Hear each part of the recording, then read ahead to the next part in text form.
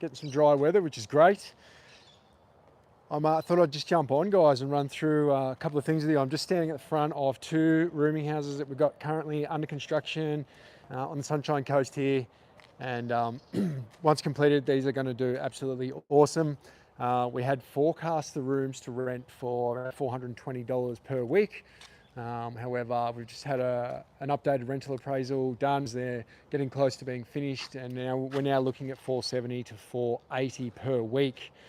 So times that by 5, and we're looking at close to what, $2,400 per week, $2,300, $2,400 per week, just from the one investment. So, which is awesome. But guys, I thought I'd quickly just go through. This one's about 4 weeks away from PC, and we've got another one just down here. I'll just flip you around.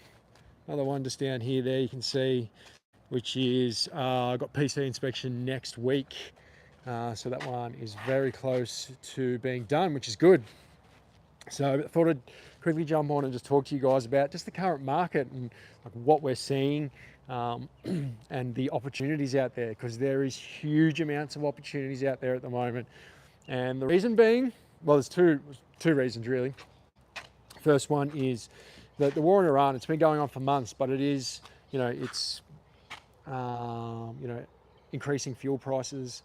And when it first kicked off, people were definitely concerned. A lot of suppliers and stuff put their prices up. Everyone has a go at the builders and all that. Builders' prices are going up, but quite often it's the suppliers. So suppliers put their prices up, and for a builder, quite often once they have something under construction, they can't pass those additional costs on to the client. They can only pass them on or factor them into their pricing prior to going to contract stage. So, with all these rooming houses that we do, they're full turnkey, fixed price contracts. So the builder has to wear those increased prices there, and then anything that they are pricing moving forward, they can obviously factor it in. But yeah, generally, a lot of the time, it's not the builders that are putting their prices up. It is the suppliers and the trades. And so with the war in Iran, steel went up, concrete went up.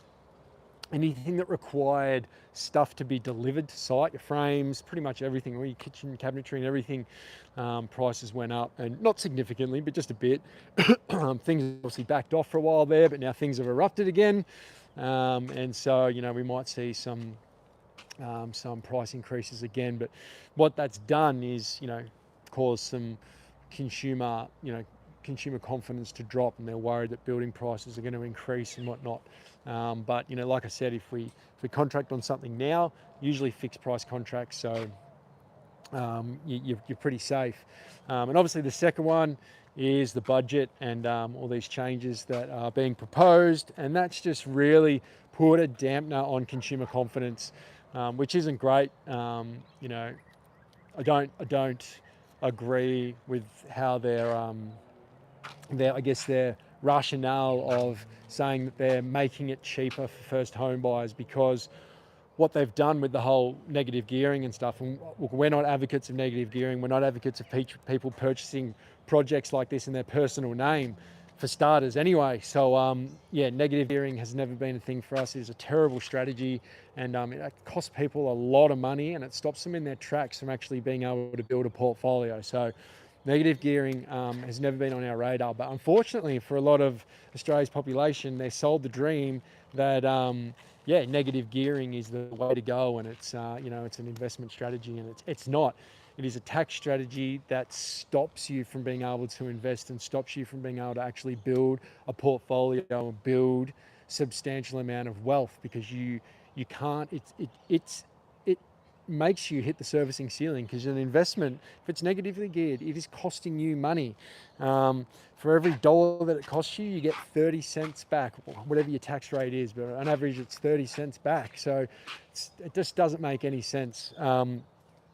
But unfortunately, a lot of Australian population, they're sold the dream that negative gearing is the way to go. So they're having this, oh my God, we can't negative gearing, we can't do this, unless it's for a new build. And what's that done? That means that all these investors who would normally be open to purchasing an existing house as an investment and, renovate an existing house or add a secondary dwelling, whatever they want to do, it's mean that they've moved away from that market and now they're going into the new build market. And who else is in the new build market? First homeowners. They're the ones that are giving, the government grants and all that sort of stuff. And they're the ones that the government is encouraging to go and, buy land and build their first home. What's that done? Now more investors are in the space for new builds, and it's pushing prices up for land, which is making it more unaffordable for first homeowners to actually get into their first property. So it doesn't make sense. It doesn't make a lot of sense what they're actually saying, but it is what it is. It may be overturned if another government gets in, but it is what it is for now. So we've got to work with what it is for now. And what that is doing is it's also dampening consumer confidence, right? So there isn't as many people in the market. It's taken the heat out of the market.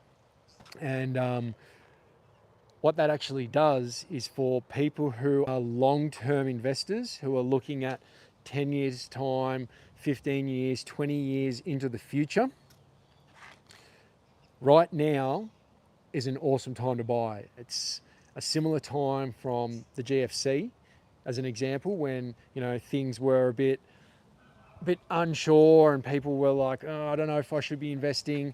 Those who had long-term goals and long-term strategy saw that there was huge amounts of opportunity there and huge amounts of opportunity to negotiate on different projects, different blocks of land, different houses. And anyone who bought in the GFC or bought during that early COVID period and held on to that asset long term has done extremely, extremely well. And we're going to look back at this time.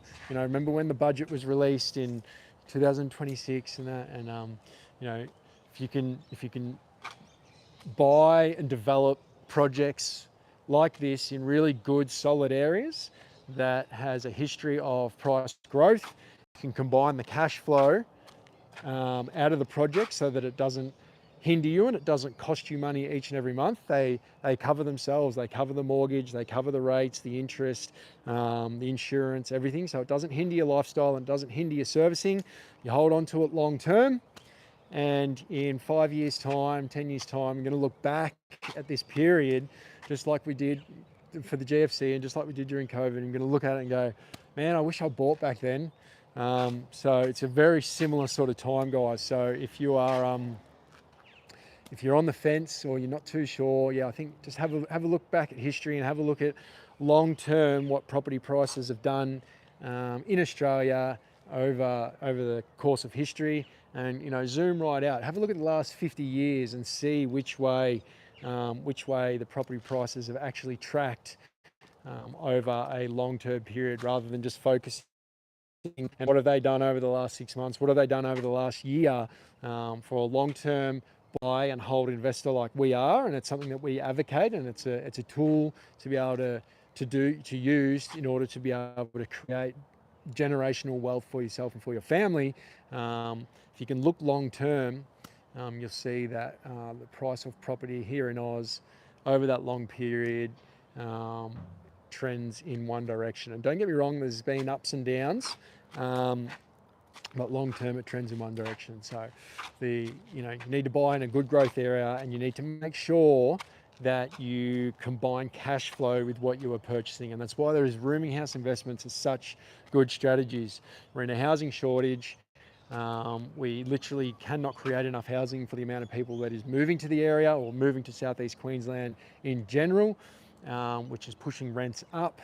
And they're also increasing in value. We've just had a couple of refinances come through of completed rooming houses, and we've had clients make $300,000 to $400,000 of equity just in the space of construction, which is awesome. So guys, factoring in the cash flow and ensuring that you create the cash flow is super important. So if any of you there are trying to build a portfolio and trying to build generational wealth for yourself and for your family, do reach out.